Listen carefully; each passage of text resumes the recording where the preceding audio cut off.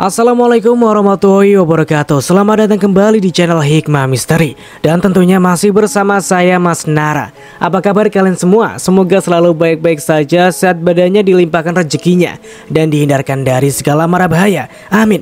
Di kesempatan kali ini saya akan menceritakan sebuah cerita treat horor dengan judul Harta Karun Raja Jin. Treat ini ditulis oleh Ed Walensky. Oke, bagi kalian yang belum follow akun Twitternya, silahkan bisa mampir dulu dan di follow. Seperti biasa, sebelum ke ceritanya, bagi kalian yang belum subscribe channel ini, silahkan bisa subscribe dulu dan aktifkan lonceng notifikasinya agar kalian tidak ketinggalan cerita dari channel Hikmah Misteri yang akan selalu menggetarkan hati kalian.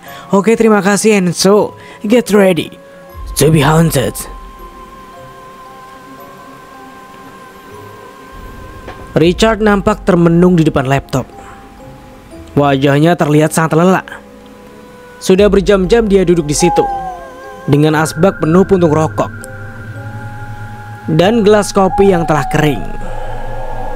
Ini sudah 3 bulan ketiga usahaku terus merugi. Kalau begini terus, aku bisa bangkrut. Batinnya berucap sedih. Richard adalah seorang pengusaha restoran di salah satu kota besar di Jawa Timur. Tapi dia kini sedang berada dalam situasi sulit. Omset restorannya menurun drastis dalam beberapa bulan terakhir. Dan yang membuatnya paling khawatir, dia mulai kesulitan untuk membayar pinjaman hutang di bank. Seluruh tabungannya sudah terkuras habis demi bisa bertahan. Beberapa temannya telah coba dihubungi untuk dimintai bantuan. Tapi situasi yang sedang sulit akibat wabah penyakit yang sedang melanda negeri ini membuat semua temannya juga berada dalam situasi yang sama. Hingga akhirnya dia mendapat kunjungan dari seorang yang tak pernah diduga-duga, yang akan mengubah jalan hidupnya. Nampak sebuah mobil mewah keluaran terbaru memasuki area parkir restoran. Tak lama kemudian, turun seorang lelaki dari dalam mobil sambil menjinjing sebuah tas kulit di tangannya. "Halo Pak Richard, apa kabar?" Sapa lelaki itu tersenyum sambil membuka kacamata hitamnya. "Puji? Kamu Puji kan?" "Ya ampun, aku sampai gak kenalin," jawab Richard dengan takjub. Dirinya memandangi Puji yang kini nampak sangat jauh berbeda dari yang dulu pernah dia kenal. Puji, lelaki yang dulu pernah jadi cleaning service di restorannya, lalu meminta izin pulang kampung karena bapaknya sakit, dan setelah itu tak pernah kembali lagi. Kini penampilannya sudah sangat berubah, membuat hati Richard bertanya-tanya. "Ayo duduk." "Wah, kamu lain banget sekarang. Keren banget," ucap Richard sambil menggeleng-geleng. Kemudian dia menengok keluar, lalu bertanya, "Itu kamu diantar siapa?" tanya Richard sambil menunjuk mobil mewah yang terparkir di luar restoran. "Oh, saya sendiri Pak. Itu mobil punya saya," jawab Puji singkat sambil tersenyum. Richard melongo sambil menatap mobil itu dan kemudian kembali melihat ke arah Puji. "Serius? Wah, edan. Sudah sukses kamu sekarang ya?" ucapnya dengan takjub. "Hah, enggak juga Pak, biasa aja kok," sahut Puji. "Memang kamu sekarang kerja apa?" tanya Richard lagi. "Saya usaha rumah makan Pak, sama seperti Bapak. Ya kecil-kecilan, yang penting bisa menghasilkan," balas Puji merendah. "Nah, kebetulan saya sedang cari lokasi buat buka cabang baru di daerah sini. Makanya saya sekalian mampir," ucap Puji sambil mengeluarkan sebungkus rokok mahal dari sakunya. "Oh iya, wah hebat dong, sampai bisa buka cabang segala. Pasti usahamu laris ya?" sahut Richard dengan takjub. "Ya lumayan Pak, ilmunya kan juga saya dapat dari sini," jawab Puji sambil menyalakan sebatang rokok. "Gimana kabar usaha Bapak sekarang? Soalnya situasi saat ini kan serba sulit. Banyak larangan ketat akibat wabah yang masuk ke negara kita," tanya Puji sambil mengembuskan asap rokok. Mendengar itu sesaat Richard menunduk lesu, kemudian menjawab, "Ya beginilah Ji, omset restoran terus menurun. Banyak karyawan yang terpaksa aku rumahkan. Tapi nampaknya situasi makin gak jelas. Richard menjelaskan panjang lebar. Sabar ya Pak. Saya yakin kita pasti bisa melalui semua kesulitan ini. Makanya begitu saya dengar kabar dari kawan-kawan, saya langsung ke sini. Sekalian silaturahmi, jawab Puji sambil tersenyum. Richard membalas dengan senyuman getir sambil terus memandangi Puji. Oh iya Pak, ini saya mau mengembalikan uang yang waktu itu saya pinjam untuk berobat Bapak. Memang tak seberapa, tapi tetap harus saya kembalikan. Hutang adalah hutang, ucap Puji lalu membuka tas kulit yang sejak tadi ada di depannya. Ya ampun, gak perlu Ji, aku ikhlas kok. Aku gak mengharap apa-apa dari kamu, jawab Richard dengan nada sungkan. Puji cuma tersenyum sambil mengeluarkan sesuatu dari dalam tasnya. 10 gepok uang pecahan 100.000. Richard terkejut melihat Puji yang menyodorkan uang itu ke arahnya. Lalu dengan wajah heran dia bertanya, "Ini apa Ji? Banyak banget." "Untuk apa?" tanya Richard terheran-heran. "Ini buat melunasi utang saya. Mohon Bapak mau menerimanya," jawab Puji sambil sedikit mendorong tumpukan uang itu ke arah Richard. Tapi kan waktu itu kan aku cuma kasih 2 juta. Kenapa jadi segini banyak?" tanya Richard dengan gugup sambil mundur dari duduknya. Puji tersenyum lalu menjawab, "Iya Pak, tapi berkat uang itu nyawa orang tua saya dapat diselamatkan. Dan bagi saya itu jauh lebih berharga dari semua yang saya miliki. Saya sangat berterima kasih. Jadi saya mohon Bapak jangan menolak pemberian saya ini," jawab Puji menjelaskan. Richard cuma bisa tertegun memandangi tumpukan uang yang ada di hadapannya. 100 juta. Benaknya berucap lirih. Puji seperti paham dengan apa yang ada dalam benak Richard. "Waktu saya susah, Bapak mau bantu saya. Sekarang izinkan saya membantu Bapak. Ini mungkin tak seberapa, tapi saya harap dapat sedikit meringankan beban Bapak," ucap Puji panjang lebar. "Ini serius Ji, jangan bercanda ah.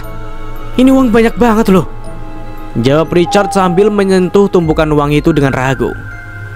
"Serius Pak, malah kalau masih dirasa kurang, saya siap kasih lebih buat Bapak," ucap Puji dengan mimik meyakinkan.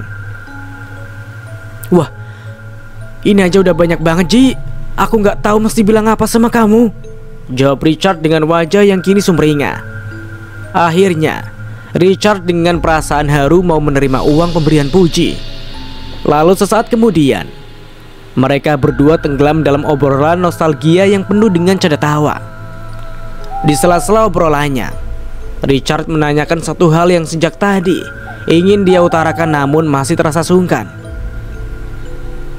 "Maaf Ji, kalau boleh aku tahu, kamu dapat modal dari mana buat buka usaha?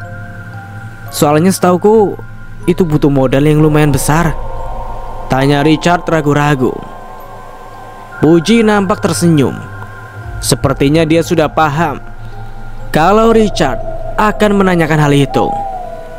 Dia kemudian nampak celingak-celinguk, seolah ingin memastikan keadaan sekitarnya. Lalu kemudian menjawab, "Saya dapat harta karun Pak," jawabannya dengan serius.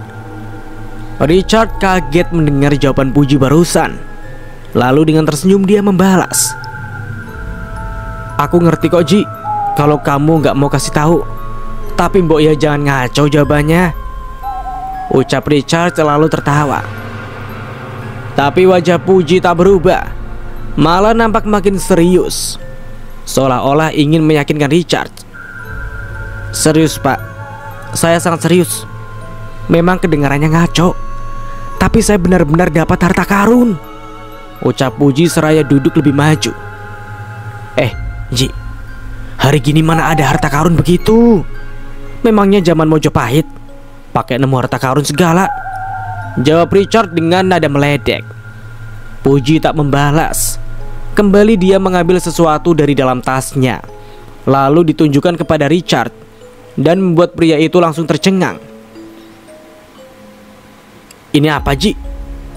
tanya Richard sambil menyentuh batangan emas dan beberapa lempeng koin kuno yang juga berwarna keemasan yang diperlihatkan Puji ke hadapannya. "Harta karun," jawab Puji dengan singkat. Lalu dia maju mendekat ke arah telinga Richard sambil berbisik lirih. "Saya masih punya banyak di rumah," ucapannya dengan nada sedikit sombong. Richard tercekat. Dibolak-baliknya benda yang kini ada dalam genggamannya itu. "Kamu dapat dari mana semua ini, Ji? Ini harganya bisa ratusan juta loh," Richard berucap sambil terus memperhatikan benda-benda tersebut. "Dari Raja Jin," jawab Puji lirih dengan wajah serius sambil manggut-manggut. "Hah? Pesugihan maksudmu?" tanya Richard dengan kaget. Bukan, saya nggak main yang begituan. Ini semua saya ambil dari Goa Raja Harta Jin. Gratis, nggak perlu pakai tumbal," ucap Puji dengan penuh keyakinan. Richard cuma melongo mendengar penjelasan Puji. Terdengar ngawur, tapi dari bukti yang dibawa Puji terlihat sangat meyakinkan. Lalu Puji kembali berucap setengah berbisik, "Kalau Bapak mau, Bapak juga bisa dapatkan semua ini. Nanti saya kasih tahu caranya," ucap Puji dengan lirih. Richard nampak termenung. Semua yang dikatakan Puji membuat dirinya tenggelam dalam pikirannya sendiri. Dia nampak bimbang. Di satu sisi dia masih belum sepenuhnya percaya akan semua yang dikatakan Puji. Tapi di sisi lain, cerita kesuksesan Puji dan semua bukti yang diperlihatkannya membuat hatinya mulai terbujuk. Lalu kemudian akhirnya dia membalas, "Kalau memang benar, pasti ini semua ada syarat dan resikonya kan? Gak mungkin benar-benar gratis main comot aja," tanya Richard. Puji tersenyum, lalu kemudian menjawab, "Ya, betul. Ada beberapa syarat yang harus kita jalani, dan memang ada risikonya. Nyawa kita sendiri." "Hah? Nyawa? Edan!" teriak Richard sambil geleng-geleng kepala. "Iya betul. Tapi hasil yang dapat sangat sepadan. Bapak bisa lihat sendiri kan?" jawab Puji sambil membentangkan tangan, seolah memamerkan dirinya. "Asal kita mau mengikuti semua petunjuk dengan benar, saya yakin pasti berhasil. Kalau saya bisa, kenapa Bapak enggak?" ucap Puji mencoba meyakinkan. Richard kembali diam. Dia berpikir keras. Bujukan dari Puji sedikit membesarkan hatinya. "Bagaimana Pak? Bapak mau saya bantu? Ini semua demi kelangsungan bisnis Bapak. Saya nggak ada maksud lain," ucap Puji menambahkan. "Tunggu dulu, aku masih belum paham nih. Coba kamu ceritakan semua secara jelas, biar aku bisa yakin ambil keputusan," jawab Richard lagi. Puji tersenyum lagi, lalu kemudian mulai bercerita panjang lebar. "Jadi gini Pak, waktu itu saya bertemu sahabat dari bapak saya yang datang ke rumah untuk menjenguk. Ternyata dia orang kaya, tanahnya di mana-mana. Dia prihatin dengan kondisi kami, kemudian menawarkan bantuan kepada saya, yaitu dengan cara memberi petunjuk dan informasi tentang harta karun Raja Jin. Ya awalnya saya juga nggak percaya, tapi waktu itu saya tak punya alasan untuk menolak, karena saya memang butuh." Puji menghentikan ceritanya, kembali menyalakan sebatang rokok, lalu kemudian lanjut berbicara. "Harta karun Raja Jin itu semacam upeti yang diambil secara diam-diam dari semua harta yang didapat dengan cara haram, dari hasil merampok, maling, begal, judi, atau menipu. Itu ternyata ada beberapa yang diambil oleh Raja Jin tanpa sepengetahuan pemiliknya." Richard nampak manggut-manggut menyimak semua cerita dari mulut Puji. Sedikit demi sedikit dirinya mulai paham. "Lalu?" Tanya Richard dengan tak sabaran. Nah, seluruh harta itu dikumpulkan oleh Raja Jin dalam satu tempat. Coba Bapak bayangkan, harta rampasan sejak zaman dulu kala. Itu banyak banget Pak, segunung, ucap Puji dengan antusias. Dan ternyata sahabat bapak saya itu dulu pernah berhasil mengambil sedikit dari harta itu. Waktu itu bapak saya sempat diajak, tapi dia tidak mau. Harta karun itu disimpan oleh Raja Jin di beberapa lokasi. Ada yang di dasar laut, di dalam tanah, ada juga di pegunungan dan hutan. Tapi semua lokasi itu hanya bisa ditemukan dengan melakukan semacam ritual atau lelaku terlebih dahulu, karena lokasinya memang tak kasat mata. Richard sangat serius dengan apa yang didengarnya. Diam-diam dirinya mulai tertarik. Lalu cara mendapatkannya bagaimana? Pasti gak gampang kan? Tanya Richard dengan rasa penasaran. Puji memajukan kursinya mendekati ke arah Richard, lalu kembali berbicara. Betul Pak, ya memang ada beberapa rintangan yang harus dilalui. Rintangan apa? Tanya Richard dengan singkat. Ada dua macam Pak. Pertama, kita akan menghadapi sesuatu yang paling kita takuti. Bentuknya berbeda-beda, karena setiap orang memiliki rasa takut pada sesuatu yang berbeda-beda. Jelas Puji lagi.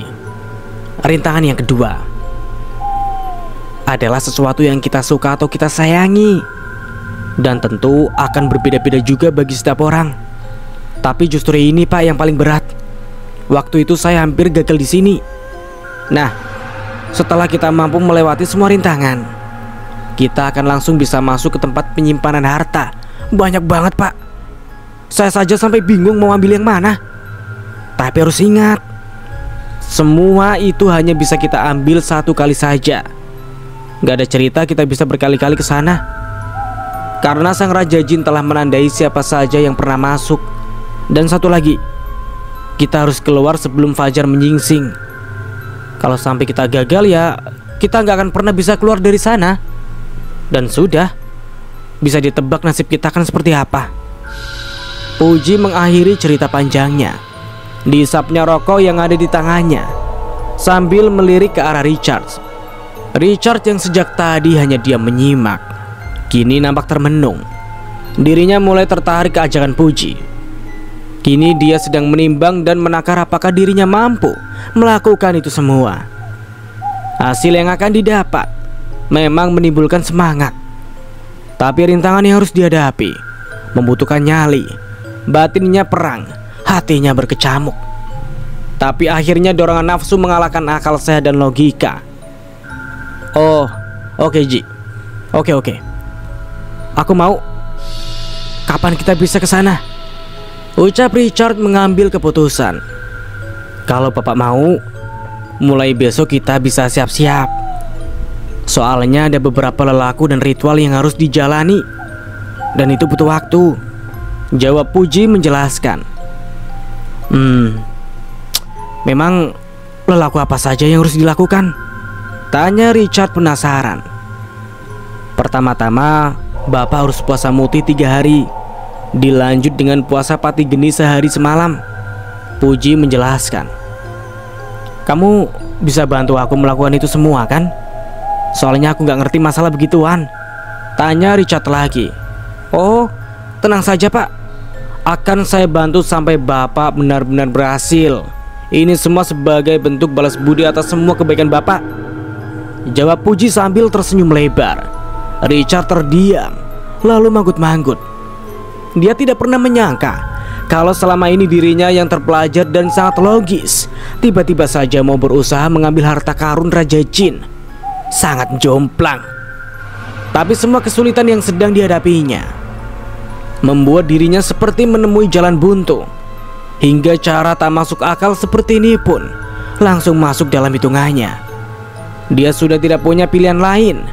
Dan begitulah singkat cerita, akhirnya dengan dibantu Puji, Richard mulai melakukan semua syarat yang diperlukan. Terasa sangat berat karena berbenturan dengan aktivitasnya sehari-hari, terutama puasa pati geni. Tapi dengan ketangguhan dan tekad, akhirnya dia dapat melalui itu semua. Dan kini dia dan Puji sedang menuju ke sebuah daerah di Jawa Tengah yang terkenal dengan kondisinya yang sering dilanda kekeringan dan tanah yang kurang subur. Puji yang sejak awal menjadi penunjuk jalan nampak fasih melalui semua rute. Setelah beberapa jam melakukan perjalanan, akhirnya mereka sampai di sebuah bukit bebatuan di dekat sebuah hutan gersang. Di salah satu dinding bukit itu nampak sebuah lubang besar mirip goa, tapi tak terlalu dalam, karena dari luar saja sudah terlihat kalau gua itu buntu. Saat itu hari sudah sore. Keduanya nampak sedang bersiap-siap melakukan sesuatu. Nah, nanti Bapak duduk semedi di sini. Setelah lewat tengah malam, Bapak langsung bakar itu dupa dan kemenyan. Lalu tunggu sampai si kuncen muncul, ucap Puji memberikan arahan. Oke Ji, aku paham. Lah, lalu kamu gimana? Jawab Richard sambil mengeluarkan semua barang dari tas ranselnya. Saya akan tunggu Bapak di sini. Nanti kalau Bapak sudah berhasil masuk, saya akan bantu awasi sekitar. Takut ada yang lihat, jawab Puji. Setelah menunggu sampai malam, akhirnya saat yang dinanti-nantikan pun tiba. Richard pun duduk bersila di atas sebuah tikar di hadapan tungku bakaran dupa dan kemenyan yang sudah dipersiapkannya. Kini dirinya mencoba fokus, berusaha menghilangkan rasa gugup dan takut yang perlahan menyelimuti hatinya.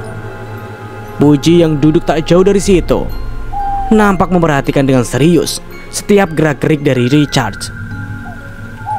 "Shh, Pak, jangan takut, yakin pasti bisa," ucapnya berbisik lirih. Richard menengok lalu mengangguk. Sebuah support kecil dari Puji barusan sedikit menaikkan mentalnya. Richard pun kemudian membakar kemenyan dan dupa dalam tungku. Sebentar saja nampak asap putih mengepul. Richard memejamkan mata, lalu merapal semacam mantra yang dipelajarinya dari Puji. Mendadak suasana di sekelilingnya berubah menjadi sangat sunyi, disusul dengan tiupan angin kencang menggetarkan daun-daun di pepohonan. Tiba-tiba, "Siapa kamu? Mau apa datang kemari?" Terdengar suara berat persis di hadapannya. Richard langsung terkejut. Langsung seketika membuka mata. Entah dari mana datangnya, di hadapannya kini berdiri seorang kakek bertubuh kerdil berjanggut putih, bersedekap tangan menatap tajam ke arahnya. "Aku Richard, Mbah. Minta izin masuk ke dalam goa," jawab Richard dengan suara yang gemetar. Begitu. Apa kamu datang atas keinginanmu sendiri?"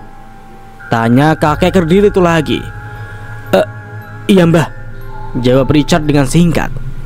"Baiklah, tapi ingat, waktumu cuma sampai sebelum fajar menyingsing," balas kakek kerdil itu lalu melangkah ke depan mulut goa. Richard sempat melirik ke arah Puji yang kini bersembunyi di balik sebuah batu besar. Puji mengangguk memberikan kode.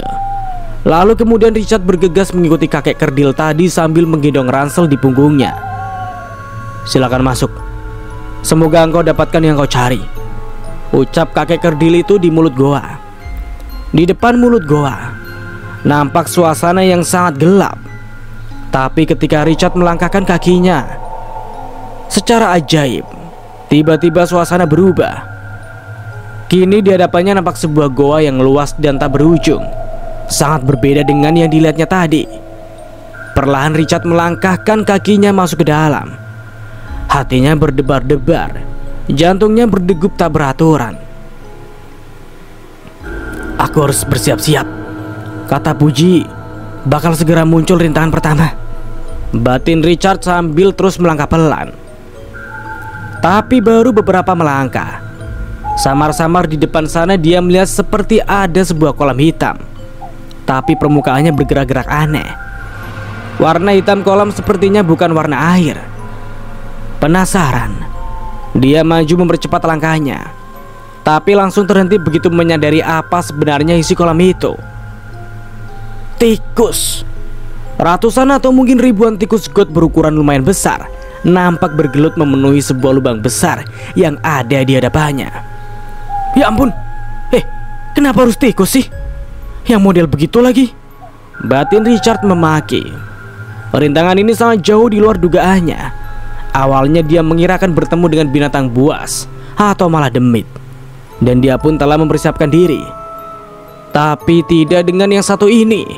Baginya, apapun sanggup dihadapi, kecuali makhluk pengerat yang menjijikan dan menggelikan itu. Satu saja sudah bisa membuatnya menjerit. Ini satu kolam penuh. Lama dia termenung di tempatnya berdiri, sambil memandangi gerombolan makhluk hitam berbulu yang membuat dirinya merinding geli itu. Tapi kemudian dibukanya ransel yang sejak tadi ada di punggungnya. Di dalamnya ada banyak benda yang telah dia persiapkan untuk menghadapi rintangan. Dia berpikir sejenak. Akhirnya mengambil sebotol minyak tanah yang tadinya dibawa untuk membuat api unggun. Mudah-mudahan berhasil, ucapnya dengan pelan. Kemudian minyak tanah itu diguyurkan sekujur tubuhnya. Sebenarnya dia kurang yakin, tapi dia berharap bau menyengat dari bau minyak tanah mampu membuat tikus-tikus itu menjauh. Lalu sisanya dia gunakan untuk menyalakan obor yang sudah disiapkan sejak tadi.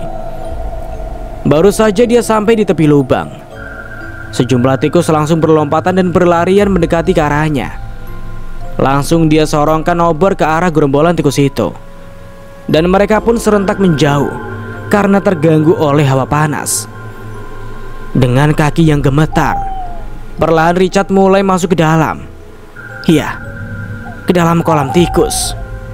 Tapi baru sebentar saja, gerombolan tikus yang semula menjauh kini mencoba mendekat. Richard langsung panik ketika beberapa tikus berbadan besar berlompatan dan menempel di sekujur tubuhnya. Dia merasakan kesakitan ketika merasakan beberapa bagian tubuhnya digigit, dan langsung coba dia usir tikus-tikus itu menggunakan gagang obornya. Akhirnya dia mulai maju selangkah demi selangkah di antara gerombolan tikus yang langsung menyingkir saat dia mengarahkan obor. Kini dia sudah ada di tengah jalan, tapi kakinya mulai lemas dan menahan jijik, geli, dan takut yang tak mampu dilukiskan dengan kata-kata. Duh, Gusti, bisa-bisa aku pingsan sebelum sampai ke seberang, ucapnya dalam hati. Tapi ketika tiba-tiba ada seekor tikus yang melompat ke arah wajahnya, dia langsung panik sampai jatuh terjengkang. Sontak saja, para tikus yang tadinya menjauh dengan cepat mengerubungi dirinya. Sebentar saja, tubuhnya langsung tertutup oleh ratusan tikus yang menggigit sekujur tubuhnya. Richard menjerit keras. Dia meraung kesakitan berguling-guling hingga ranselnya lepas, namun tak terlalu banyak membantu. Tiba-tiba saja terlintas ide gila dalam benaknya. Dengan obor, dia sundut bajunya yang tadi basah oleh minyak tanah, dan api pun segera menjalar. Para tikus itu langsung beramburan menjauh dengan baju berkobar api. Richard segera bangkit lalu meraih ranselnya dan langsung berlari ke arah seberang lubang sambil menjerit-jerit kepanasan. Akhirnya dia pun sampai di seberang, lalu segera berguling-guling di tanah mencoba memadamkan api yang membakar bajunya, hingga akhirnya api itu pun padam. Dia langsung terbaring lemas dengan nafas yang terengah-engah. Bajunya hangus dan rusak, sebagian rambutnya terbakar. Kulit tubuhnya pun nampak melepuh kemerah-merahan. Dia langsung buka bajunya, hingga kini hanya bertelanjang dada saja. Ya ampun, akhirnya bisa lolos juga. Rintangan sinting, dirinya memaki dalam hati. Lalu kemudian dia bangkit dan kembali melangkah makin jauh masuk ke dalam goa. Dada Richard kembali berdebar. Perlahan namun pasti, dia terus melangkah maju. Tinggal rintangan kedua. Kira-kira apa ya? Menurut Puji, di sini justru yang paling berat. Batin Richard mengeluh. Dia tak menduga rintangan macam apa yang akan menghalanginya. Dia tak berani membayangkan, karena rintangan pertama saja hampir membuatnya pingsan ketakutan. Richard melangkah dengan hati-hati, karena makin dalam ternyata semakin gelap. Dia memang tak membawa senter, karena menurut Puji, semua itu tak akan berfungsi di dalam gua ini. Sedangkan obor dan minyak tanah telah habis. Kini dia mencoba bisa melangkah perlahan dengan mengandalkan ketajaman matanya saja. Tiba-tiba sayup-sayup terdengar suara seorang menangis.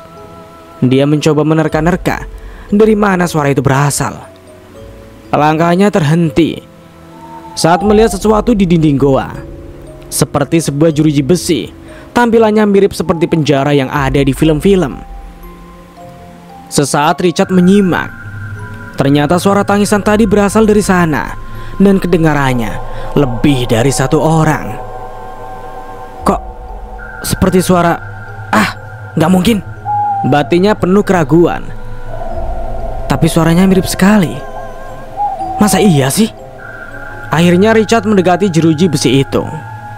Suasananya gelap, tapi kemudian dia melihat seperti ada dua orang terkurung di dalamnya. Dua orang yang sangat dia kenal. Apa aku tak salah lihat nih? Di dalam sana, dia seperti melihat Sandra istrinya dan Jenny anaknya sedang menangis sambil berpelukan. Penasaran, dia langsung mendekati hingga persis di depan jajaran jeruji besi. Dia perhatikannya lagi dengan seksama.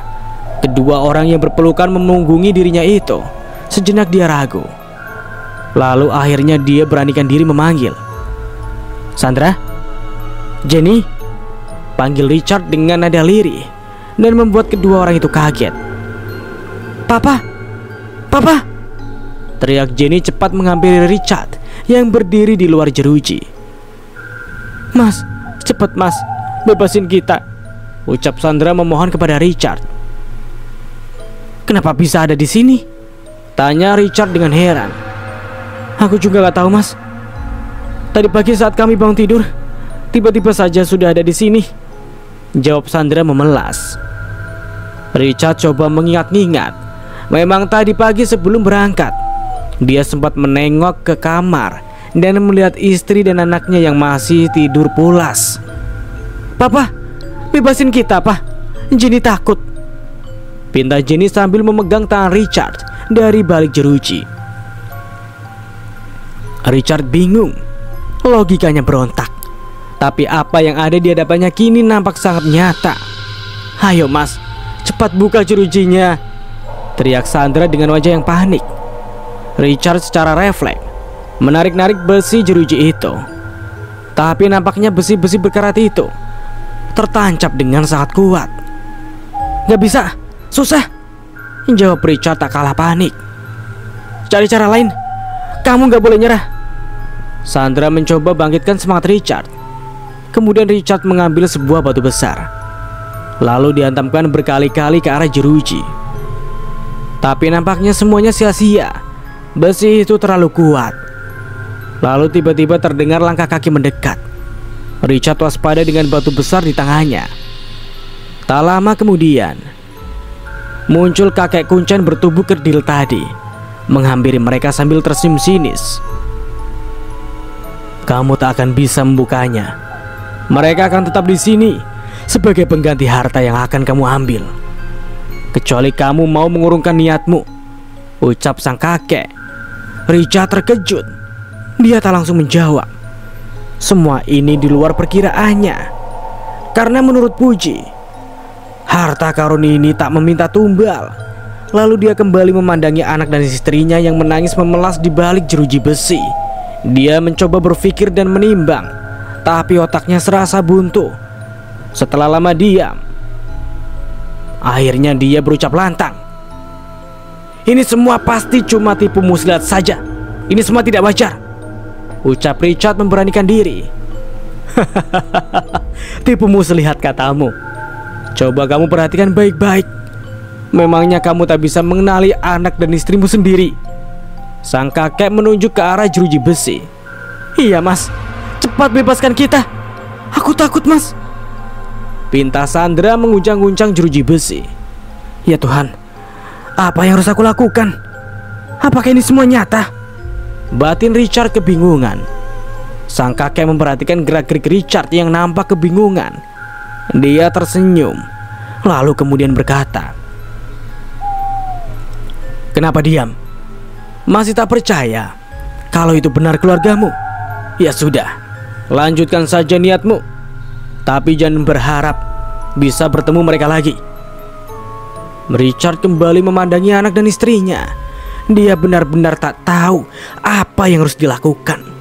Dia ingin lanjut, tapi keluarganya jadi taruhan. Tapi kemudian sang kakek kerdil kembali berucap, "Aku tahu kamu bingung untuk memilih. Sekarang aku berikan satu penawaran untukmu." Dia lalu mengambil sebuah karung dari sudut gua yang gelap. Richard yang terus memperhatikan gerak-gerik sang kakek dengan batu di tangan untuk berjaga-jaga. "Ini untukmu. Silakan, kamu bawa, dan keluargamu akan tetap bebas," ucap kakek itu sambil menyodorkan sekarung penuh berisi uang. Richard melongo melihat uang sebanyak itu. Satu karung. Tanpa sadar dia mendekat untuk memastikan. Dengan ragu-ragu, disentuhnya uang itu diiringi senyuman sinis sang kakek. "Kamu boleh bawa semua uang itu beserta keluargamu. Uang dapat, keluarga pun selamat," ucap sang kakek. Richard memandangi sekarung uang yang ada di hadapannya, lalu berpaling ke arah keluarganya yang terkurung di balik jeruji. Tawarannya menggiurkan. Tak ada ruginya kalau dia mau menerimanya. Semua uang ini bisa melunasi seluruh utangnya, bahkan lebih. Tapi kemudian logika berpikir mulai bekerja. Dia tak yakin kalau semua ini nyata, tapi dia harus tetap memastikan, dan dia sudah menemukan caranya. "Baiklah, tapi aku ingin berbicara dulu dengan keluargaku," pinta Richard pada si kakek kerdil. "Silakan, tapi waktumu tak akan banyak," jawab sang kakek. Richard menghampiri keluarganya. "Aku akan bebaskan kalian dari sini. Tapi sebelumnya, aku mau tanya, bekas luka apa ini?" tanya Richard sambil menunjukkan sebuah bekas luka yang memanjang di kakinya. "Maksud kamu apa, Mas? Jangan main-main. Cepat keluarkan kita dari sini," jawab Sandra. "Iya, Pak. Cepat, Pak," saut Jenny tak sabar terus mengguncang jeruji besi. "Jawab saja dulu. Ini bekas luka apa?" tanya Richard sambil kembali menunjukkan luka bekas kecelakaan mobil 3 tahun yang lalu. Sandra dan Jenny cuma terdiam, namun tatapan memelas mereka berubah menjadi tatapan tajam ke arah Richard. Richard tersenyum penuh arti, lalu kembali menghampiri sang kakek. "Baiklah, Mbah. Sekarang Mbah boleh tahan mereka selamanya. Aku mau lanjut masuk ke dalam," ucapnya penuh keyakinan. "Kamu mau mengorbankan keluargamu? Apa kamu yakin? Hah?" tanya sang kakek dengan nada mengejek. "Mereka bukan keluargaku," balas Richard sambil melirik ke arah jeruji besi dengan senyum yang kemenangan. Sang kakek terperanjat, tapi Richard tak menghiraukannya. Dia tetap melangkah maju masuk ke dalam dan diiringi bujukan sang kakek yang terus memanggil-manggil. Tapi Richard tak peduli. Setelah beberapa langkah, dia berhenti dan menengok ke belakang dan hilang. Si kakek kerdil, jeruji besi, juga keluarganya kini tak nampak lagi. Hanya ada ruang goa yang gelap. Rintangan kedua berhasil dia taklukkan, hampir saja gagal. Kini Richard kembali melangkah mantap penuh keyakinan, diam-diam dan bangga. Dia bangga pada dirinya sendiri. Kemudian langkahnya terhenti di depan sebuah pintu besi yang besar dan kokoh yang tertutup rapat. Awalnya dia ragu, tapi kemudian coba didorongnya pintu itu. Pintu bergerak berat, disertai bunyi derit engsel pintu berkarat yang membuat ngilu. Ada cahaya yang menyeruak keluar dari celah pintu yang sedikit mulai terbuka. Ketika akhirnya pintu itu terkuak, Richard melongo, melotot melihat pemandangan yang kini ada di hadapannya. Sebuah bukit terbuat dari tumpukan uang, batangan emas, perhiasan dan batu permata. Semua berkumpul menjadi satu. Tapi setelah dia masuk lebih dalam, ternyata bukan cuma satu bukit, tapi belasan. Richard melangkah ke salah satu bukit yang ada di dekatnya. Dia tertarik melihat keping uang kuno yang terbuat dari emas. Lalu diambilnya dan diperhatikan baik-baik. Gila, kepingan ini usianya sudah ratusan tahun dan terlihat masih seperti baru. Akhirnya dia buru-buru mengeluarkan beberapa karung dari dalam ransel yang telah dipersiapkannya.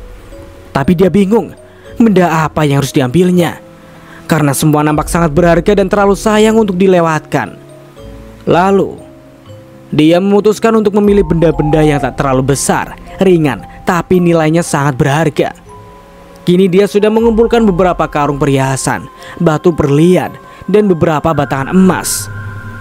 Tapi yang jadi masalah, bobotnya lumayan berat. Tak mungkin semuanya dibawa sekaligus. Dia tak mungkin kembali melewati lautan tikus menjijikan tadi. Lagi pula dia khawatir waktunya tak cukup, karena menurut perkiraannya tak lama lagi fajar akan menyingsing. Tapi sudut matanya melihat seperti ada sebuah lorong kecil tersembunyi di balik tumpukan peti-peti harta. Dia penasaran, kemudian mendekat. Ada angin terasa bertiup di dalam sana. Apa mungkin otak cerdasnya kembali bekerja? Lalu perlahan dia masuk ke dalam lorong yang cuma bisa dilalui dengan sedikit membungkuk itu. Makin dalam, makin terasa angin yang bertiup. Lalu kemudian dia dengar ada suara-suara binatang malam terdengar dari kejauhan. Dia penasaran, kemudian mempercepat gerakannya. Akhirnya dia makin mendekati ujung, dan suara binatang-binatang malam pun makin jelas terdengar. Kini dia sudah sampai di ujung lorong. Dia pun tersenyum puas, karena dugaannya tak meleset. Lorong itu ternyata adalah jalan pintas keluar dari gua harta.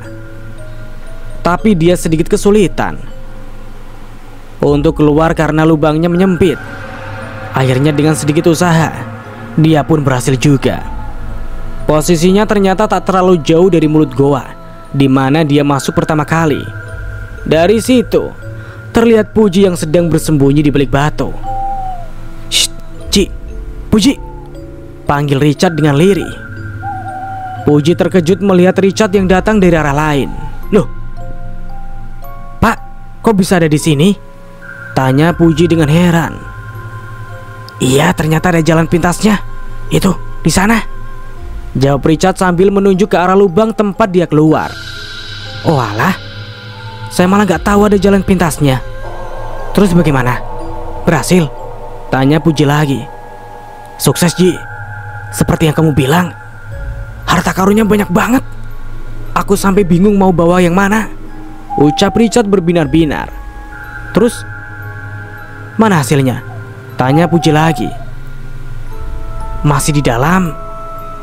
Aku bingung bagaimana cara membawanya. Berat banget," jawab Richard.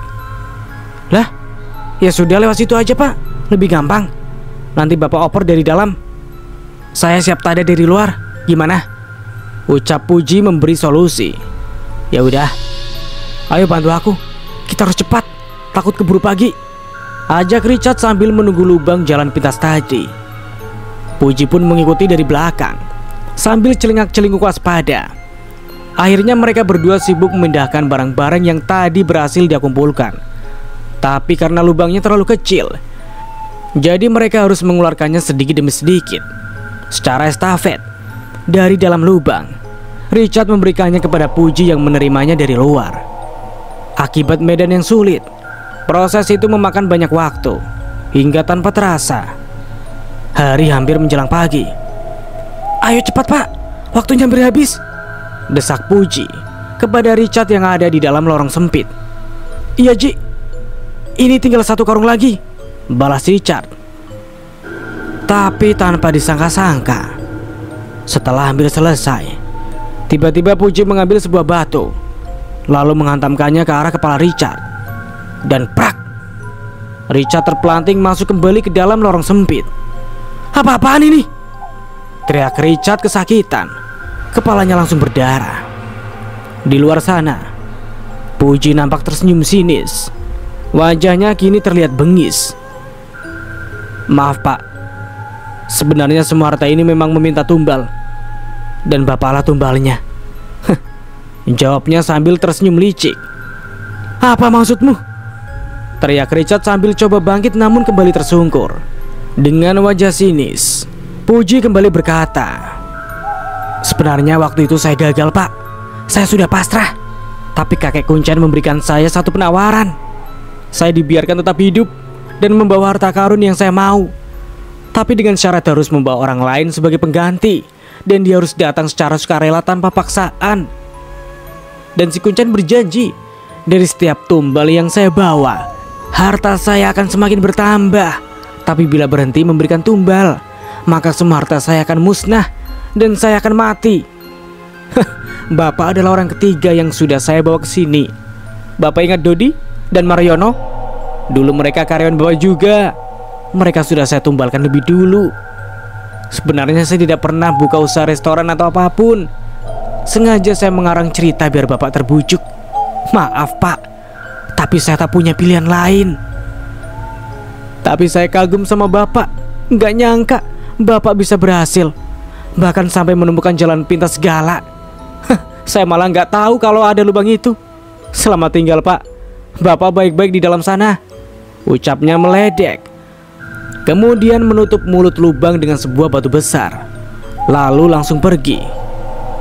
Sialan, bangsat, Richard memaki kesal, lalu masih dengan rasa sakit di kepalanya. Dia mencoba merayap dan berusaha menggeser batu, namun sia-sia. Akhirnya dia mundur kembali menuju ke ruang harta karun. Dia coba bangkit lalu berjalan sempoyongan menuju pintu besi. Namun tiba-tiba dari balik pintu terdengar suara mengeram keras. Richard bersurut mundur ketakutan, lalu dengan tertatih-tatih berusaha menjauh tanpa berani menengok.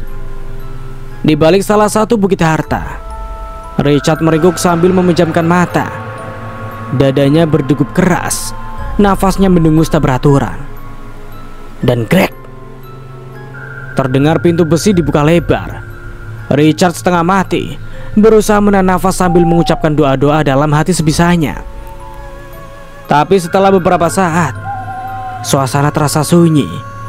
Richard yang masih meringkuk sambil bersandar pada sebuah peti menjadi bertanya-tanya.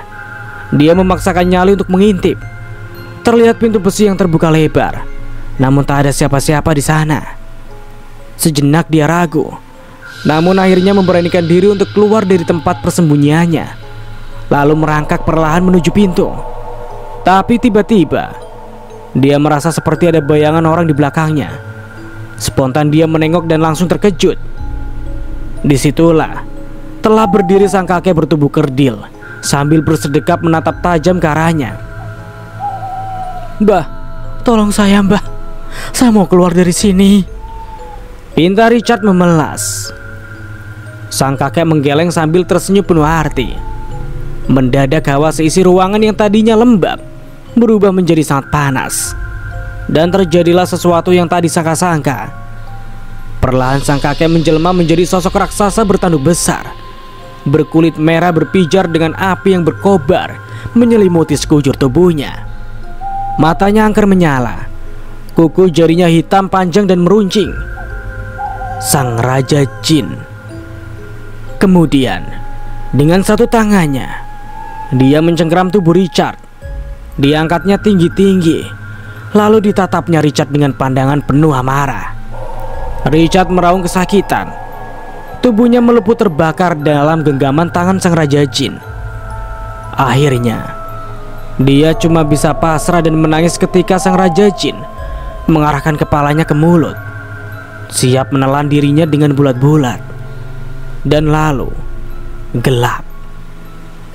Dan cerita pun selesai. Semoga kita bisa mengambil hikmah dari cerita di atas dan ambil sisi positifnya dan buang negatifnya. Pesan dalam cerita di atas: sesulit apapun keadaan kita, sesusah apapun keadaan kita, tetap ingatlah Tuhan. Jangan mudah tergoda atas sesuatu hal yang terlihat mudah dan instan, dan jangan mudah percaya terhadap orang lain. Karena apapun, hidup dan kebahagiaan kita terletak pada diri kita sendiri dan usaha kita sendiri. Dan tentunya selalu berdekatan dengan Tuhan Yang Maha Esa, selalu mengingatnya, selalu meminta semuanya dengan Tuhan, tidak dengan yang lain. Nah, Dari saya mohon maaf bila ada salah kata. Akhir kata, wassalamualaikum warahmatullahi wabarakatuh. Sampai jumpa di video berikutnya.